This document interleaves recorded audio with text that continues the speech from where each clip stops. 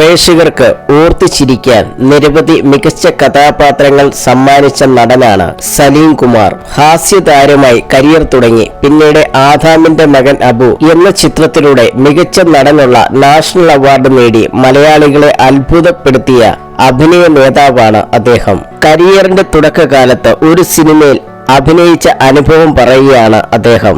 മലയാള മനോരമ സംഘടിപ്പിച്ച പരിപാടിയിൽ സംസാരിക്കുകയായിരുന്നു അദ്ദേഹം. ചിത്രത്തിൽ തനിക്കൊരു അശ്ലീല ഡയലോഗ് ഉണ്ടായിരുന്നുവെന്നും അത് പറയാൻ പറ്റില്ലെന്ന് താൻ സംവിധായകനോട് പറഞ്ഞുവെന്നും സലീം കുമാർ പറയുന്നു. എന്നാൽ അവരത് മാറ്റിയില്ലെന്നും ആ ഡയലോഗ് പറഞ്ഞാൽ 25 വർഷം കഴിഞ്ഞിട്ടാവും താൻ നാണം കെടുക എന്ന് പറഞ്ഞെന്നും സലീം കുമാർ പറഞ്ഞു. ആ സിനിമയിൽ വെച്ച് എന്നോട് ഡയലോഗ് പറയാൻ പറഞ്ഞു.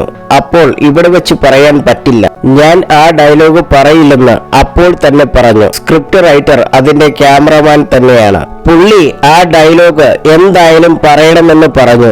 അത് പച്ചത്തെറിയാണെന്ന് എനിക്ക് പറയാൻ പറ്റില്ലെന്ന് ഞാൻ ഡയറക്ടറോട് പറഞ്ഞു. കാരണം ആ സിനിമയുടെ ഷൂട്ട് വരെ നിർത്തിവെച്ചു. ജഗദീഷ് ഏട്ടൻ ഉണ്ടായിരുന്നു സിനിമയിൽ. അദ്ദേഹം അവർ എന്തെങ്കിലും ചെയ്യണമെന്നൊക്കെ പറഞ്ഞ് മധ്യസ്ഥതയിൽ വന്നു. ഒടുവിൽ ഞാൻ പറഞ്ഞു, ഈ ഡയലോഗ് ഞാൻ പറയാം, പക്ഷെ ഒരു 25 വർഷം കഴിഞ്ഞാൽ ഞാൻ അതിന്റെ പേരിൽ നാണം കെടേണ്ടി വരുമെന്ന്. ഇപ്പോൾ ആ സിനിമ ഇറങ്ങിയിട്ട് ഏകദേശം 25 വർഷങ്ങളാകാൻ പോകുന്നു. എന്റെ മറുപടി കേട്ട് സംവിധായകൻ ചോദിച്ചു, അതെന്താ അങ്ങനെ പറഞ്ഞത് എന്ന്. ഞാൻ പറഞ്ഞു, ഈ പടം ഇപ്പോൾ തിയേറ്ററിലൊന്നും ഓടാൻ പോകുന്നില്ല, ആരും അത് കാണാനും പോകുന്നില്ല. പക്ഷേ 25 വർഷം കഴിഞ്ഞാൽ ഈ സിനിമ ടിവിയിലേക്ക് വരും. അന്ന് എന്റെ മകന് കല്യാണപ്രായമായിട്ടുണ്ടാകും. അപ്പോൾ അവന്റെ പെണ്ണിന്റെ വീട്ടിൽ ഞാൻ ചെല്ലുമ്പോഴായിരിക്കും ഈ പടം ചിലപ്പോൾ ടിവിയിൽ വരുന്നത്.